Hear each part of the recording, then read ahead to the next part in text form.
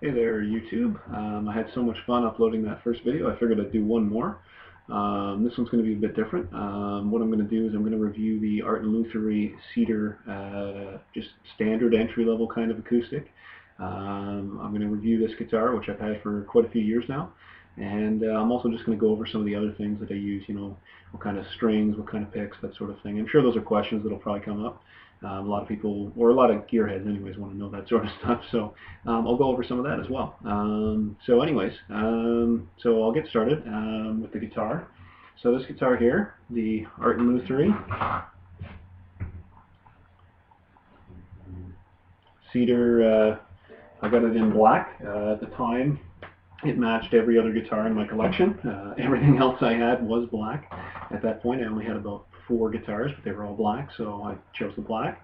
What's great about this one too is this one was a B stock model, which just a note on Godin guitars, which is a Canadian company. For those of you who don't know, they manufacture Art and Lutherie, Siegel, Norman, Sound and Patrick, and the Richmond guitars in the electric line, as well as the Godin electrics, which I have a few of as well.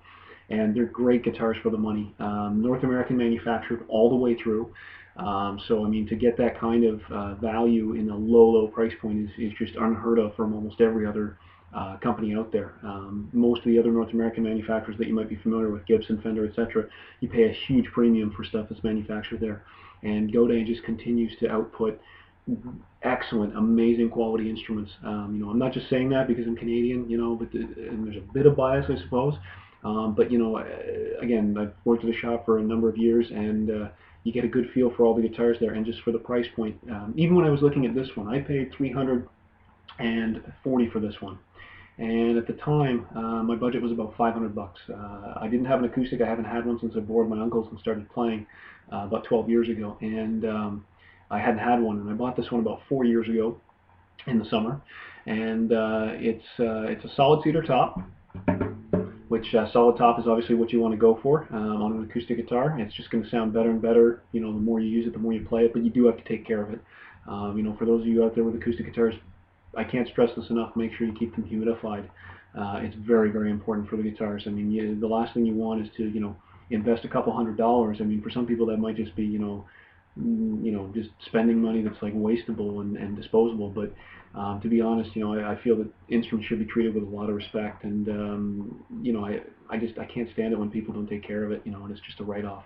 It should never be that way. So always make sure, especially if you're in, extreme temperature changes, like I am in the environment here. We get, cold, below zero for about 5-6 months a year. And we also get it, above in the summer, which isn't as bad. You don't have to watch the humidity as much in the summer, but starting by about September, October, depending on where you are, you might want to keep an eye on things. Your first sign is that your string height off, the neck will be getting high, and other things like you might get space under the back of your bridge, or it won't be completely flat across the top. You'll start to get sort of a bit of a bubble forming or something like that. It can be correctable if you catch it really early. But if you don't, once the wood's gone beyond a certain point, it's either going to be way too expensive to fix, more than the guitar is worth, unless you have a Martin, a Gibson, something fancy like that, where in some cases it's worth doing for a couple hundred, but you don't want to have to go through that. Anyways, that's a side note. That's more just kind of care of your acoustic guitar, which a lot of people out there might already be aware of. But the reason that I like this guitar so much is just for me, for the amount of electrics I have. If I'm ever doing any lead work or any single note stuff and things like that, I'm going to be using my electrics. I'm just not as comfortable on the shorter necks, of acoustics and things like that. I prefer my electrics. But I still wanted to have one just for chords and strumming. And the acoustic guitar has a sound that you cannot replicate. No matter what kind of fancy digital gear you use these days. I just find that there's nothing that replaces the real McCoy, so to speak. So as far as it goes, with this guitar, it's got great tone. I should just point out too, the strings on this are really dead. I'm actually planning on changing them later today. But they've been on here for about 6 or 7 months now. I haven't been playing this guitar as much as I would like. Again, I'm back in school. I'm a little bit busier. This is one of the first weekends I've had off, which is awesome. And so I figured I'd have a little fun with my gear and get back into it. So I'm going to be doing that later today. I'd recommend you do it more often than that if you play quite a bit. I knew guys who changed them once a week if they were playing regularly. So anyways, so here's some of what it sounds like.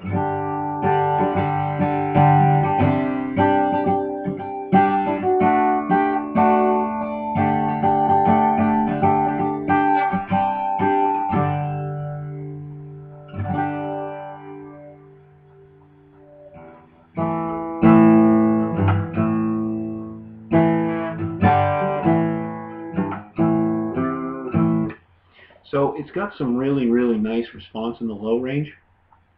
That's what I was really drawn to, because when you're strumming in chords, you really want to get a lot of bass response. At least that's my opinion. That's what I look for in acoustic music. That may not be the case for you. If you're a folk player, you want to do some string skipping. You want to do, you want your high notes to keep ringing out while you're playing. This might not be the guitar for you. Cedar is usually not quite as bright as the spruce tends to be. And also, I mean, this guitar has a matte finish. I mean, I know that's hard to see in the video, but this is not a gloss finish. Actually, you can kind of see that on the reflection on the pickguard. That's what a gloss finish would probably look like right now. And so this has less coats of lacquer on it than the high gloss ones. It leaves the wood a little more open.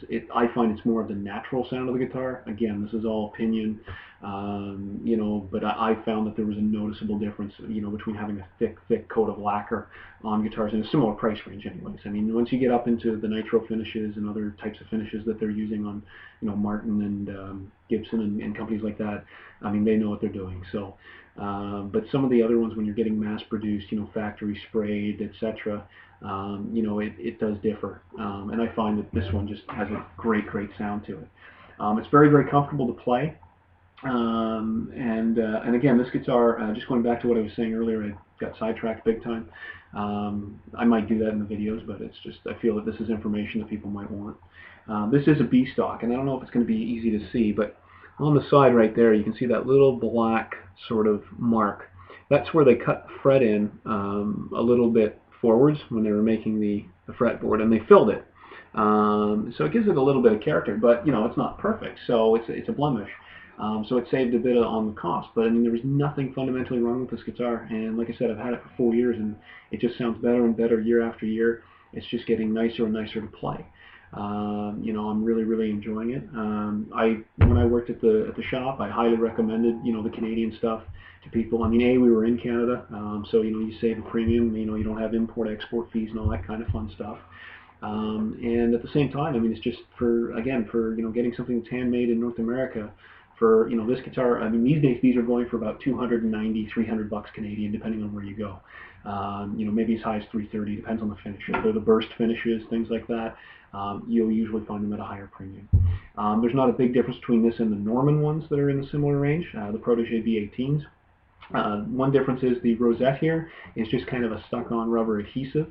It's not an inlaid one. The one that's on the Norman is inlaid, and personally I would have liked to have had that one. It's a little more Canadian. It's got the maple leaf and the North Star in the inlay, so it's just a nice touch detail. This is just kind of a standard one. You'll find inlays like this on companies like Washburn and others and stuff, and no name sort of ones.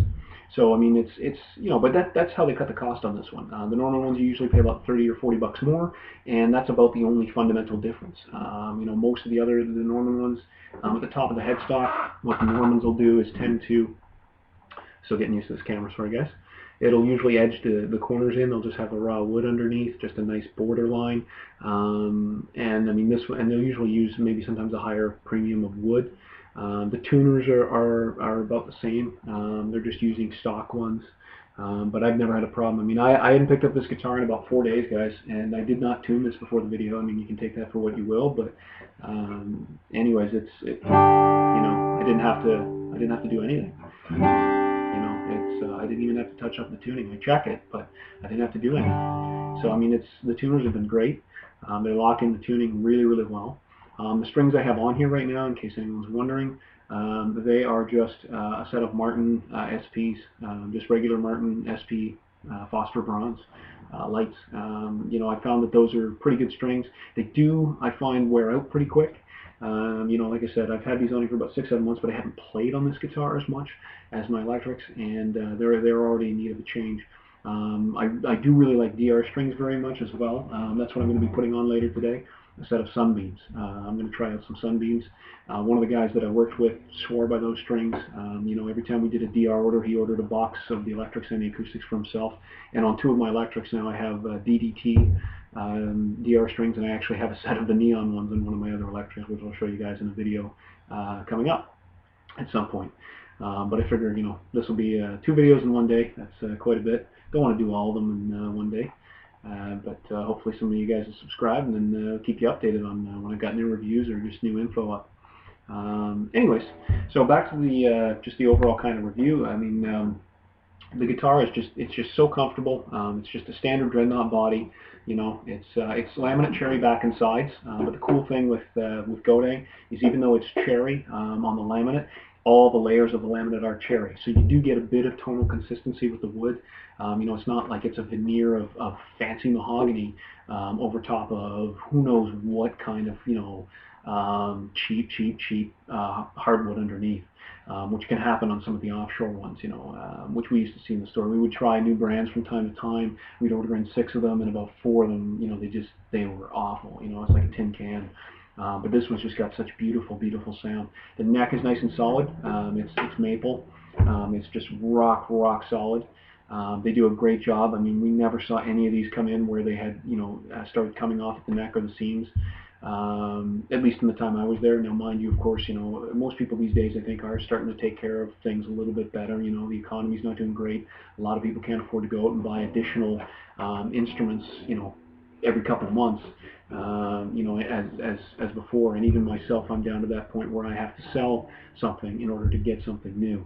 The Schecter in the video previously, I bought that in January, and I was paying that off over the course of about 7 months, and it was only like a $650 guitar. So I mean, that kind of gives you an idea of where I was at that point. I mean, I did have some times where I bought a lot of gear off of buddies used and stuff, and I do buy a lot of used gear. But at the same time, it's one of those things that you definitely want to look after what you've got. But again, we never saw many problems. If there was an issue, usually right out of the factory you get that. And I mean, even when they send you B stocks, it's for little silly things like the notch on the neck, which is filled. And so I mean, it looks ugly according to some people, but other than that, I find it's a nice little feature. And beyond that, you'll get like paint splashes. Like maybe there'd be a blotch of black like right there. I mean, who cares? At the end of the day, I mean, if it bugs you that much that you're not going to buy the guitar, well, maybe you're not playing guitar for the right reasons. It should be the sound, it should be how it feels, it should be how it plays. So anyways, just give you a couple more,